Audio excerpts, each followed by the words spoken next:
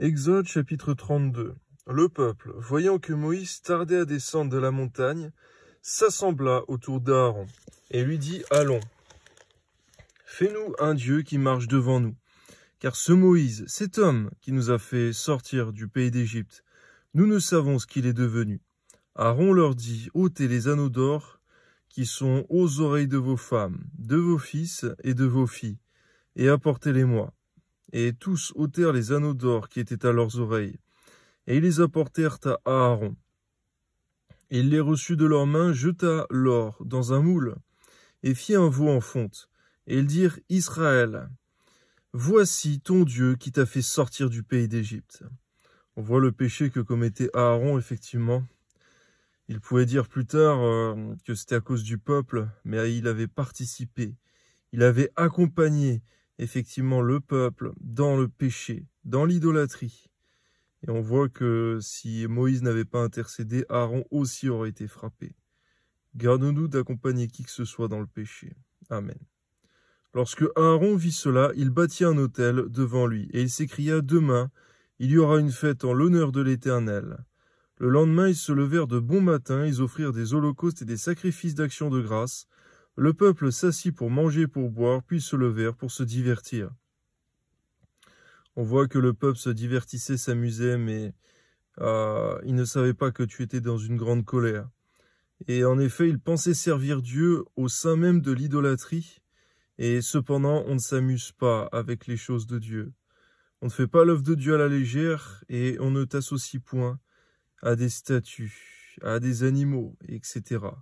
Garde-nous, Seigneur, de faire comme ceux-là, qui invoquent ton nom, qui invoquent le nom de l'Éternel, mais en même temps qui placent des idoles. Garde-nous de cela, Seigneur, car il y a une sentence, un jugement de ta part. Amen. L'Éternel dit à Moïse, va, descends, car ton peuple, que tu as fait sortir du pays d'Égypte, s'est corrompu. Ils se sont promptement écartés de la voie que je leur avais prescrite. Ils se sont fait un veau en fonte, ils se sont prosternés devant lui, ils lui ont offert des sacrifices, et ils ont dit, Israël, voici ton Dieu qui t'a fait sortir du pays d'Égypte.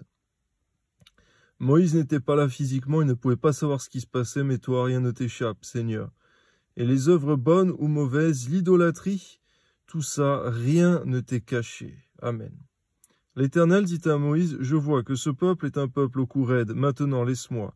Ma colère va s'enflammer contre eux, et je les consumerai, mais je ferai de toi une grande nation. Moïse implora l'Éternel son Dieu, et il dit, pourquoi, ô Éternel, ta colère s'enflammerait-elle contre ton peuple, que tu as fait sortir du pays d'Égypte, par une grande puissance et par une main forte? Pourquoi les Égyptiens diraient-ils? C'est pour leur malheur qu'il les a fait sortir, c'est pour les tuer dans les montagnes, et pour les exterminer de dessus la terre. Reviens de l'ardeur de ta colère, et repens-toi du mal que tu veux faire à ton peuple. Souviens-toi d'Abraham, d'Isaac et d'Israël, tes serviteurs auxquels tu as dit, en jurant par toi-même, je multiplierai votre postérité comme les étoiles du ciel. Je donnerai à vos descendants tout ce pays dont j'ai parlé, et ils le posséderont à toujours. Et l'Éternel se repentit du mal qu'il avait déclaré vouloir faire à son peuple.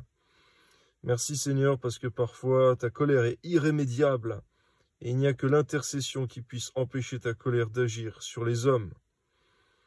On voit également que le cœur de Moïse était tourné vers la gloire de ton nom et non vers lui-même.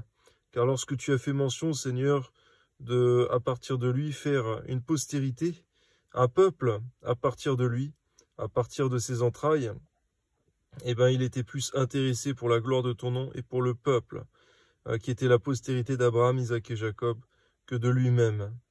Merci pour le cœur de Moïse qui était obéissant à ce premier commandement, qui est d'aimer Dieu de tout son cœur et son prochain comme soi-même. Amen. Moïse retourna et descendit de la montagne, les deux tables du témoignage dans sa main. Les tables étaient écrites des deux côtés. Elles étaient écrites de l'un et de l'autre côté. Les tables étaient l'ouvrage de Dieu et l'écriture était l'écriture de Dieu, gravée sur les tables. Josué entendit la voix du peuple qui poussait des cris, et il dit à Moïse, « Il y a un cri de guerre dans le camp. » Moïse répondit, « Ce n'est ni un cri de vainqueur, ni un cri de vaincu. Ce que j'entends, c'est la voix de gens qui chantent. » Et comme il approchait du camp, il vit le veau et les danses. la colère de Moïse s'enflamma. Il jeta de ses mains les tables et les brisa au pied de la montagne. Il prit le veau qu'ils avaient fait et il le brûla au feu. Il le réduisit en poudre, répandit cette poudre à la surface de l'eau et fit boire les enfants d'Israël. Moïse dit à Aaron, « Que t'a fait ce peuple pour que tu l'aies laissé commettre un si grand péché ?» Aaron répondit, « Que la colère de mon Seigneur ne s'enflamme point. Tu sais toi-même que ce peuple est porté au mal. Ils m'ont dit, fais-nous un Dieu qui marche devant nous, car ce Moïse, cet homme qui nous a fait sortir du pays d'Égypte, nous ne savons ce qu'il est devenu. Je leur ai dit que ceux qui ont de l'or s'en dépouillent, et ils me l'ont donné, et j'ai jeté au feu, il en est sorti ce veau. » Moïse vit que le peuple était livré au désordre, et qu'Aaron l'avait laissé dans ce désordre, exposé à l'opprobre parmi ses ennemis. Moïse se plaça à la porte du camp et dit, « À moi, ceux qui sont pour l'Éternel » et tous les enfants de Lévi s'assemblèrent auprès de lui. Il leur dit, « Ainsi parle l'Éternel, le Dieu d'Israël, que chacun de vous mette son épée au côté, traversez et parcourez le camp, d'une porte à l'autre, et que chacun tue son frère, son ami, son parent. » Les enfants de Lévi firent ce qu'ordonnait Moïse, et environ 3000 hommes parmi le peuple périrent en cette journée. Moïse dit, « Consacrez-vous aujourd'hui à l'Éternel, même en sacrifiant votre fils et votre frère, afin qu'il vous accorde aujourd'hui une bénédiction. » On voit que le fait de sacrifier un proche pour avoir une bénédiction, cela correspondait effectivement aux idolâtres qui cherchaient à sacrifier des gens pour avoir une bénédiction. C'est ce qui se fait aujourd'hui effectivement dans les cultes païens, dans les cultes sataniques. Les gens sont prêts à sacrifier leurs proches, les gens de leur famille même, leur entourage proche, pour avoir une bénédiction temporelle. Garde-nous d'avoir un tel comportement idolâtre, car il y a un jugement derrière cela. Et dans ton œuvre, cela ne se fait jamais. Amen. Le lendemain, Moïse dit au peuple, « Vous avez commis un grand péché. Je vais maintenant monter vers l'Éternel, j'obtiendrai peut-être le pardon de votre péché. » Moïse retourna vers l'Éternel et dit, « Ah, ce peuple a commis un grand péché. Ils se sont fait un dieu d'or. Pardonne maintenant leur péché. Sinon, efface-moi de ton livre que tu as écrit. » L'Éternel dit à Moïse, « C'est celui qui a péché contre moi que j'effacerai de mon livre. Va donc, conduis le peuple où je t'ai dit. Voici, mon ange marchera devant toi, mais au jour de ma vengeance, je les punirai de leurs péchés. » L'Éternel frappa le peuple parce qu'il avait fait le veau fabriqué par Aaron. On voit, Seigneur, que Moïse avait fait sa part, il avait averti et repris le peuple de son péché, de son orgueil, sa désobéissance, de son idolâtrie. Et lui-même voulait endosser cette responsabilité, mais tu as dit que chacun serait puni pour son propre péché. Donne-nous de faire chacun notre part, Seigneur, car tu sais distinguer dans tes jugements. Toi soit l'honneur et la gloire. Est-ce que l'homme peut se tromper, peut mal juger, mais toi, Seigneur, tu es impartial, tu es parfait, dans le moindre de tes jugements. Que ton nom soit béni, Seigneur. À l'homme, on peut cacher des choses. L'homme peut se tromper ou même exagérer. À toi, on ne peut rien cacher. À toi soit l'honneur, la louange et la gloire, dans tous les siècles. Amen. Exode chapitre 33. L'Éternel dit à Moïse, « Va, pars d'ici, toi et le peuple que tu as fait sortir du pays d'Égypte. Monte vers le pays que j'ai juré de donner à Abraham, à Isaac et à Jacob en disant, je le donnerai à ta postérité. J'enverrai devant toi un ange, et je chasserai les Cananéens, les Amoréens, les Hétiens, les Phérésiens, les Héviens et les Jébusiens. Monte vers ce pays où coule le lait et le miel. Mais je ne monterai point au milieu de toi, de peur que je ne te consume en chemin, car tu es un peuple au cou raide. » Lorsque le peuple eut entendu ces sinistres paroles, il fut dans la désolation, et personne ne mit ses ornements. Et l'Éternel dit à Moïse, « Dis aux enfants d'Israël, vous êtes un peuple au cou raide. Si je montais un seul instant au milieu de toi, je te consumerais. Ôte maintenant tes ornements de dessus toi, et je verrai ce que je te ferai. » Les enfants d'Israël se dépouillèrent de leurs ornements, et en s'éloignant du mont Horeb. On voit effectivement que lorsque tu montes vers ton peuple, s'il marche dans le péché, dans l'idolâtrie, s'il est sous ton irritation, sous ta colère ardente, sous l'interdit, eh bien ce sera pour son malheur que tu monteras au milieu de lui. Il est écrit dans ta parole, Seigneur, qui pourra subsister auprès de flammes éternelles, c'est-à-dire auprès de Dieu lui-même? C'est bien celui qui marche dans ta justice, selon ta volonté. Nous savons, Seigneur, que dans la Nouvelle Alliance, nous sommes justifiés en Jésus-Christ, mais cela n'excusera aucunement le péché, la désobéissance. Que ton nom soit béni, Seigneur. Permets-nous de marcher, Seigneur, non seulement dans la foi en Jésus-Christ, mais dans l'obéissance qui vaut mieux que les sacrifices. Dans l'obéissance et la foi. À toi soit toute la gloire, Seigneur, et dans la sanctification sans laquelle nul ne verra le Seigneur. Amen. Moïse prit la tente et l'adressa hors du camp. À quelque distance, il l'appela tente d'assignation. Et tous ceux qui consultaient l'Éternel allaient vers la tente d'assignation qui était hors du camp.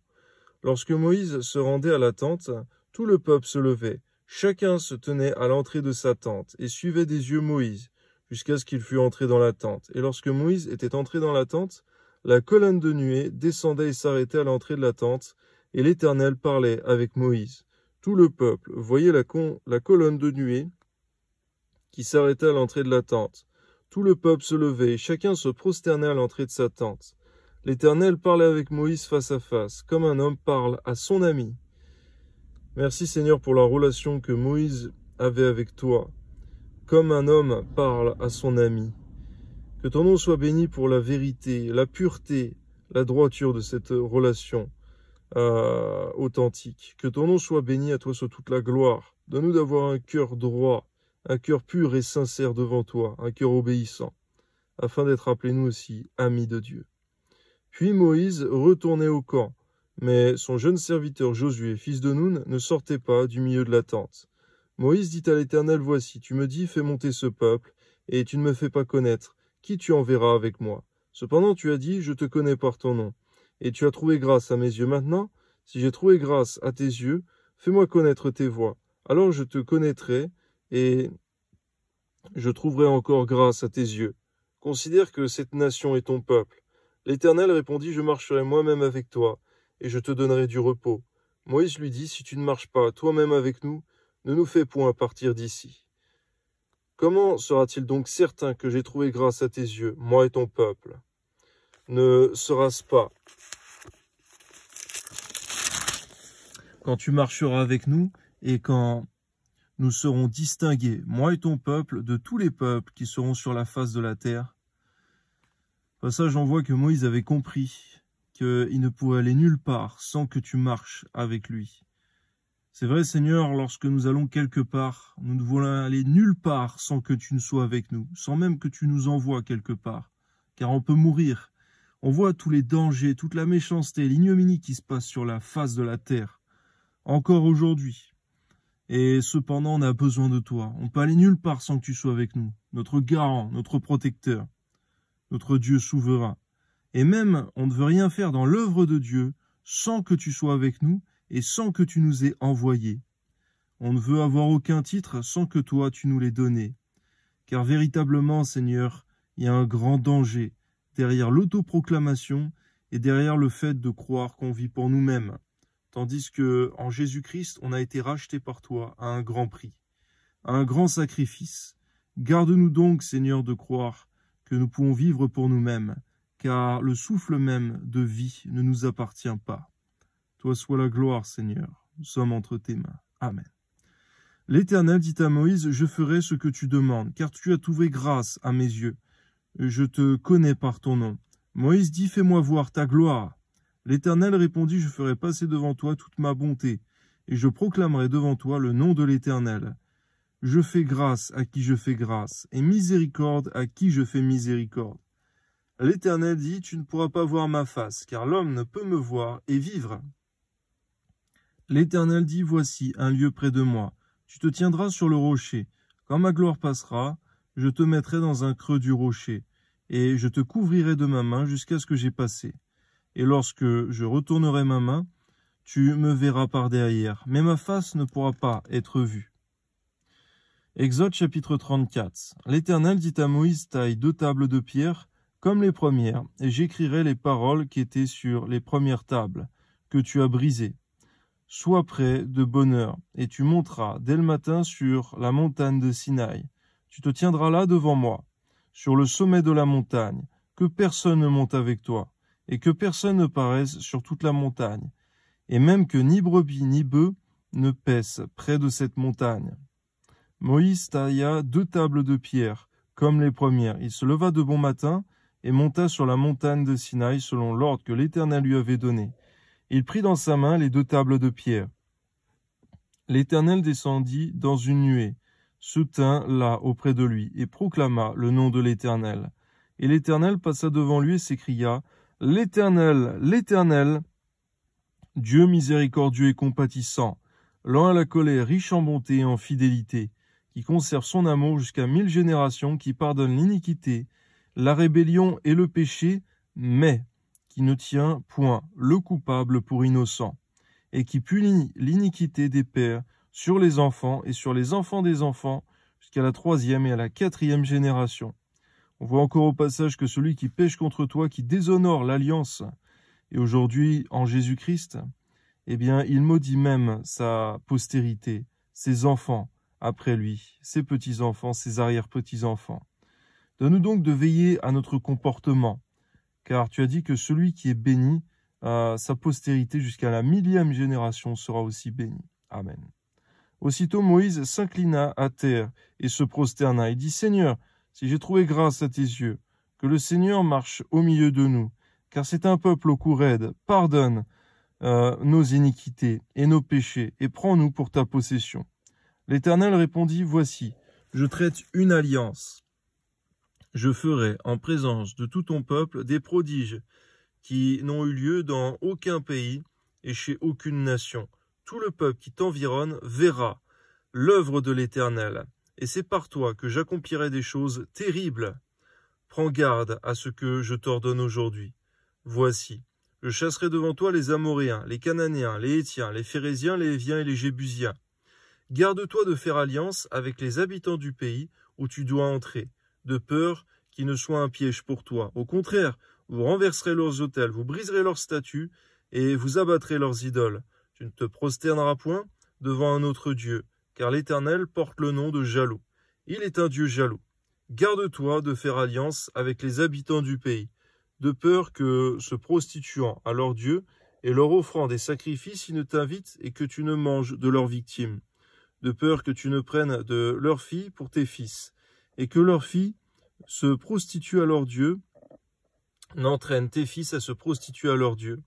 Tu ne te feras point de Dieu en fonte. Tu observeras la fête des pains sans levain.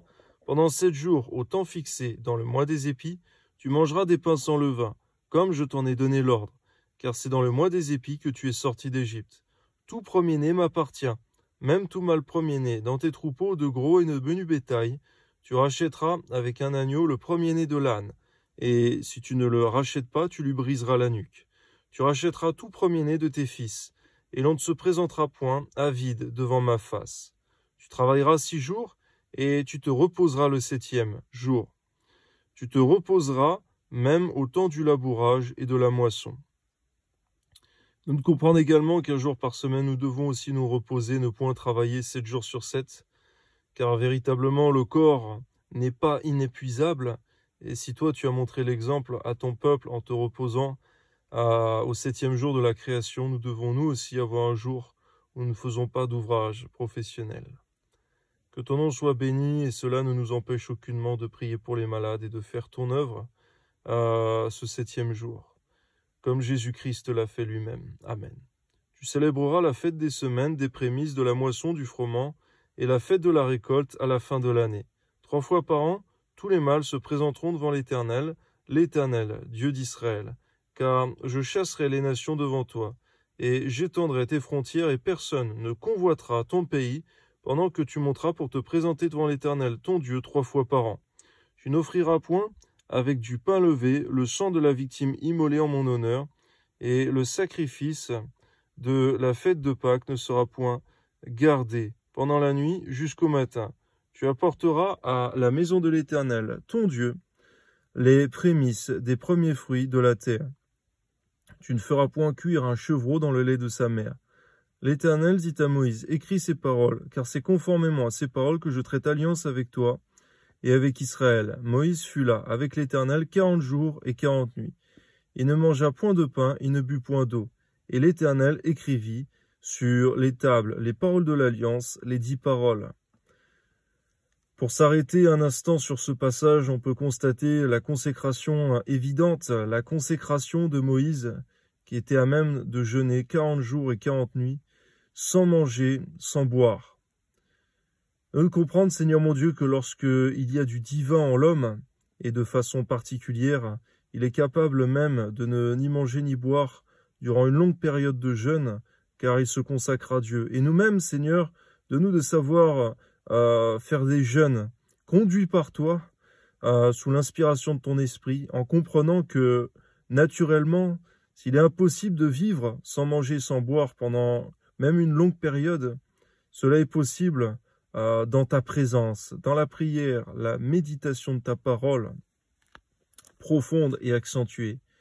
Car l'homme ne vivra pas de pain seulement, mais de toute parole qui sort de la bouche de Dieu.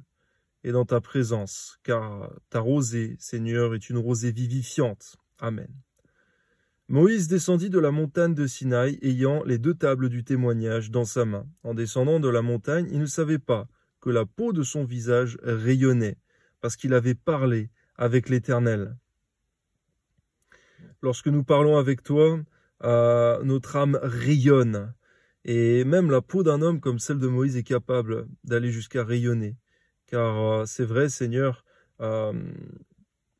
dans ta présence, il se passe quelque chose de surnaturel dans cette relation personnelle avec toi. Que ton nom soit béni. Et ainsi, tu confirmais que Moïse n'était pas un charlatan, mais il avait une relation unique et particulière avec Dieu lui-même, avec toi, Seigneur.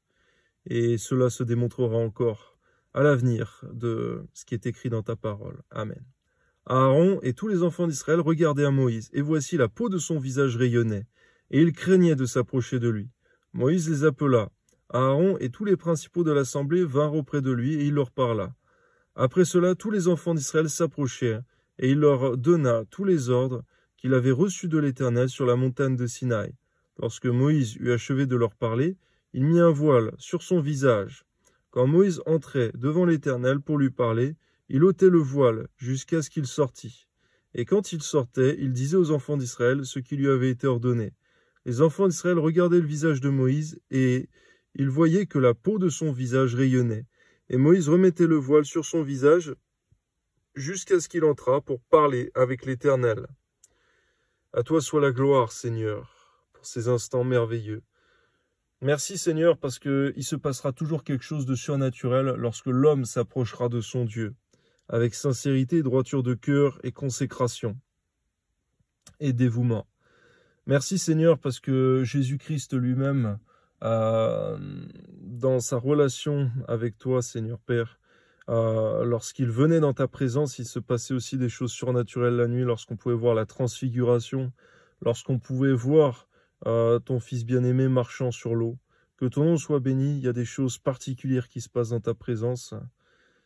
Que ton nom soit béni, donne-nous de savoir aller vers ton peuple, de savoir faire l'œuvre de Dieu, de passer du temps avec notre famille, au travail, dans les relations fraternelles, mais de savoir passer aussi du temps sur la montagne, du temps dans la lecture de ta parole, dans la prière, du temps dans le jeûne, dans la consécration. Amen. Exode chapitre 35. Moïse convoqua toute l'assemblée des enfants d'Israël et leur dit, voici les choses que l'Éternel ordonne de faire. On travaillera 6 jours, mais le 7e jour sera pour vous une chose sainte. C'est le sabbat, le jour du repos consacré à l'Éternel. Celui qui fera quelque ouvrage ce jour-là sera puni de mort. Vous n'allumerez point de feu dans aucune de vos demeures le jour du sabbat. Moïse parla à toute l'assemblée des enfants d'Israël et dit, voici ce que l'Éternel a ordonné. Prenez, sur ce qui vous appartient, une offrande pour l'Éternel. Tout homme dont le cœur est bien disposé apportera en offrande à l'Éternel de l'or, de l'argent et de l'airain, des étoffes teintes en bleu, en pourpre, en cramoisier, du fin lin, du poil de chèvre, des peaux de bélier teintes en rouge et des peaux de bélier et des peaux teintes en bleu, du bois d'acacia, de l'huile pour le chandelier, des aromates pour l'huile d'onction et par le parfum odoriférant, des pierres d'onyx et d'autres pierres pour la garniture de l'éphod et du pectoral. Que tous ceux d'entre vous qui ont de l'habileté viennent et exécutent tout ce que l'Éternel a ordonné, le tabernacle, sa tente et sa couverture, ses agrafes, ses planches, ses barres, ses colonnes et ses bases, l'arche et ses barres, le propitiatoire et le voile pour couvrir l'arche, la table et ses barres, et tous ses ustensiles, et les pains de proposition, le chandelier, ses ustensiles, ses lampes et l'huile pour le chandelier, l'autel des parfums et ses barres, l'huile d'onction et le parfum odoriférant et le rideau de la porte pour l'entrée du tabernacle, l'autel des holocaustes, sa grille d'airain, ses barres et tous ses ustensiles, la cuve avec sa base, les toiles du parvis, ses colonnes, ses bases et le rideau de la porte du parvis, les pieux du tabernacle, les pieux du parvis et leurs cordages, les vêtements d'office pour le service dans le sanctuaire, les vêtements sacrés pour le sacrificateur Aaron et les vêtements de ses fils pour les fonctions du sacerdoce, toute l'assemblée des enfants d'Israël sortis de la présence de Moïse. On voit au passage, avant toute chose, pour revenir à ce qui s'est passé effectivement auprès de la montagne et le péché qui s'est commis dans ton peuple d'Israël, on voit que dans ce péché énorme qui s'est fait, tout le peuple s'est corrompu, mis à part particulièrement 2 personnes. On peut voir que Moïse était gardé lui-même de ce péché qui a été commis, de par sa relation avec toi, et du fait qu'il était sur la montagne au moment où ce péché s'est commis. Il était dans ta présence, il était dans la consécration. Et Josué était dans le service qui lui avait été ordonné, qui était de veiller, qui était de se tenir à l'emplacement où il devait être. On voit que le fait même de faire ton œuvre, que le fait même de faire ton œuvre comme Josué, ou le fait même de se tenir dans ta présence, comme Moïse sur la montagne, l'ont gardé de ce péché qui s'est commis dans tout ton peuple. Aujourd'hui encore, s'il se commet un péché dans ton peuple, un péché d'idolâtrie, un péché d'égarement, un péché, Seigneur, de désobéissance à ta parole, si nous nous tenons véritablement sur la montagne, dans la prière, dans le jeûne, dans la méditation abondante de ta parole, lorsqu'on doit passer ce temps, ou quand on se tient fidèlement dans ton service comme Josué, eh bien nous serons nous-mêmes gardés d'un grand péché qui puisse se faire aujourd'hui encore parmi ton peuple, ou qui pourra se faire à l'avenir. Ou comme au temps de l'Antéchrist, où malheureusement il y aura un grand compromis, où il y aura l'apostasie, ceux qui ont été des vierges sages, non seulement prenant de l'huile dans ta présence sur la montagne, mais également en faisant ton œuvre, eh bien seront gardés. Ceux qui garderont ta parole seront gardés au jour de la tentation, comme il est écrit dans l'Apocalypse. Amen. Tous ceux qui furent entraînés par le cœur et animés de bonne volonté vinrent et apportèrent une offrande à l'Éternel pour l'œuvre de la tente d'assignation, pour tout son service et pour les vêtements sacrés. Les hommes vinrent aussi bien que les femmes. Tous ceux dont le cœur était bien disposé apportèrent des boucles, des anneaux, des bagues, des bracelets, toutes sortes d'objets d'or. Chacun présenta l'offrande d'or qu'il avait consacrée à l'Éternel. Tous ceux qui avaient des étoffes teintes en bleu, en pourpre, en cramoisi, du fin lin et du poil de chèvre, des peaux de bélier teintes en rouge et des peaux teintes en bleu les apportèrent. Tous ceux qui présentèrent par élévation une offrande d'argent et d'airain apportèrent l'offrande à l'Éternel. Tous ceux qui avaient du bois d'acacia pour les ouvrages destinés au service l'apportèrent. Toutes les femmes qui avaient de l'habileté filèrent de leurs mains et elles apportèrent leur ouvrage, des fils teints en bleu, en pourpre, en cramoisi et du fin lin. Toutes les femmes dont le cœur était bien disposé et qui avaient de l'habileté filèrent du poil de chèvre. On voit, Seigneur, que c'est sur la base d'un cœur bien disposé qu'on puisse faire ton œuvre, qu'on puisse donner des offrandes pour que ton œuvre se fasse. Donne-nous de toujours veiller sur nos cœurs, qu'ils soient toujours bien disposés. Seigneur, je te prie pour toutes les personnes qui entendent cette vidéo, que nos cœurs, Seigneur, par ta grâce, soient toujours bien disposés pour ton œuvre. Quoi que nous fassions, que nos motivations soient bonnes, que notre cœur soit bon, car c'est de notre cœur qu'est tiré notre trésor, comme dit Jésus-Christ. Là où sera notre cœur, là aussi sera notre trésor. Que ton nom soit béni, quoi que nous fassions pour toi, pour ton œuvre, et au quotidien, et que notre cœur soit bien disposé. Et nous devons nous-mêmes, comme ton Fils Jésus-Christ l'a dit, veiller sur notre cœur plus que toute autre chose, car de lui viennent les sources de la vie. Béni soit ton nom, Seigneur. Amen. Les principaux du peuple apportèrent des pierres d'onyx et d'autres pierres pour la garniture de l'éphod et du pectoral, des aromates et de l'huile pour le chandelier, pour l'huile d'onction, et pour le parfum odoriférant. Tous les enfants d'Israël, hommes et femmes, dont le cœur était disposé à contribuer pour l'œuvre de l'Éternel, que l'Éternel avait ordonnées par Moïse, apportèrent des offrandes volontaires à l'Éternel. Moïse dit aux enfants d'Israël, sachez que l'Éternel a choisi Betsaléel, fils d'Uri, fils de Hur, de la tribu de Juda. Il l'a rempli de l'Esprit de Dieu, de sagesse, d'intelligence et de savoir. Pour toutes sortes d'ouvrages, il l'a rendu capable de faire des inventions, de travailler l'or, l'argent et les reins, et de graver les pierres à enchâsser, de travailler le bois et d'exécuter toutes sortes d'ouvrages d'art. Il lui a accordé aussi le don d'enseigner, de même qu'à Oholiab, fils d'Achimac. De la tribu de Dan, il les a remplis d'intelligence pour exécuter tous les ouvrages de sculpture d'art, pour broder et tisser les étoffes teintes en bleu, en pourpre, en cramoisi et de fin lin, pour faire toute espèce de travaux et d'inventions. Que ton nom soit béni, Seigneur, c'est toi qui donnes ces talents, ces qualités, et que nous devons mettre en œuvre pour ton œuvre. Bien que nous ayons peut-être un travail, une profession à tous et à chacun, que nous puissions mettre pour le service de ton œuvre les dons que tu nous as donnés, les talents qui nous ont été accordés, et qu'aucun de nous ne puissions en effet mettre les talents que tu nous as donnés sous la terre, comme ce méchant serviteur est écrit dans les évangiles qui sera jeté dans les ténèbres du dehors, là où il y a des pleurs et des grincements de dents, c'est-à-dire en enfer. Je te prie, Seigneur, que tu nous donnes de ne pas être un ouvrier méchant et paresseux, mais être fidèle devant ta face, Seigneur. Car lorsque tu donnes des dons, des talents, ce n'est pas en vain.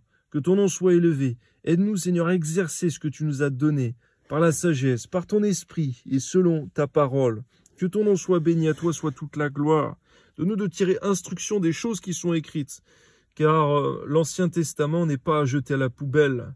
Il est écrit dans ta parole que c'est l'ombre des choses à venir pour nous éduquer, pour nous donner une leçon, pour nous donner un exemple, parfois à suivre et parfois à ne pas suivre. Nous n'avons pas d'excuses aujourd'hui, nous qui avons la Bible, la parole de Dieu écrite, parce que on voit que tout ce qui s'est fait, Seigneur mon Dieu, et qui était mauvais ne doit plus se faire aujourd'hui. Nous avons ta parole, Seigneur, cela nous a été donné de nous par ta grâce de vraiment veiller sur nous-mêmes, d'obéir à ta parole, car s'il y avait du péché qui s'est fait dans le temps passé, si ça a reçu une juste rétribution, de graves conséquences, alors que toutes ces personnes qui ont commis l'idolâtrie, eh bien, ils n'avaient pas encore la parole de Dieu écrite, qui était à l'époque les 10 commandements, et ensuite la loi donnée à Moïse pour le peuple dans la première alliance. Aujourd'hui, nous avons, nous, Seigneur, ta parole écrite, la Bible. Nous n'avons pas d'excuses, Seigneur, mon Dieu, encore moins que alors qu'ils ont été punis pour leurs péchés, tandis qu'ils n'avaient même pas encore la loi écrite. Je te prie, Seigneur, que tu nous aides et que tu nous donnes de rester fidèles, Seigneur mon Dieu. Tu as donné une conscience à chacun pour marcher dans la droiture de cœur. Que ton nom soit béni, à toi soit toute la gloire. Ainsi donc, Seigneur, donne-nous d'avoir une vraie vie de prière, une vie de consécration dans la méditation de ta parole, dans la prière, dans le jeûne comme Moïse sur la montagne, une vie de serviteur comme Josué, afin d'être gardé du péché, afin, Seigneur mon Dieu, de véritablement être mis à l'écart, mis à part, consacré par toi, pour ta gloire, Seigneur. Garde mes frères et sœurs, Seigneur mon Dieu, tous les auditeurs de ta parole, garde-les d'être des auditeurs oublieux, comme est écrit dans ta parole, mais des ouvriers qui écoutent ta parole et qui se mettent à l'œuvre, Seigneur. Car la foi sans les œuvres est morte. Que ton nom soit béni, à toi soit toute la gloire. Garde mes frères et sœurs, garde-les, Seigneur mon Dieu, au jour de la tentation qui pourra venir, Seigneur mon Dieu, sur le monde entier. On voit aujourd'hui même que dans certaines nations, la persécution est forte. Mais un jour viendra la persécution mondiale sous le règne de l'Antéchrist. Et ce sera l'épreuve avant le retour de ton Fils Jésus-Christ. Que ton nom soit béni de nous de veiller sur nous-mêmes, Seigneur, afin d'être trouvés comme des vierges sages qui auront de l'huile dans leur vase, et afin de ne pas être livrés au désordre, comme même Aaron aura conduit ton peuple d'une mauvaise manière et aura pu être jugé pour cela. Merci Seigneur Jésus pour toutes les fois où, comme Moïse, tu intercèdes pour nous dans la présence de Dieu, le Père. Merci Seigneur Jésus pour toutes les fois où tu intercèdes pour nous, toutes les fois où on a pu être coupable, particulièrement dans notre vie chrétienne. Toutes les fois on aura pu être coupable, mais tu as intercédé pour nous. Que cela nous amène, Seigneur mon Dieu, à non pas à nous livrer au péché en nous disant qu'on a un intercesseur, mais à augmenter dans la crainte de Dieu. Car véritablement, Seigneur, c'est aussi par l'intercession que des âmes sont sauvées. Que nous-mêmes nous soyons des intercesseurs pour notre prochain. Que ton nom soit béni au nom de Jésus. Gloire à Dieu. Amen.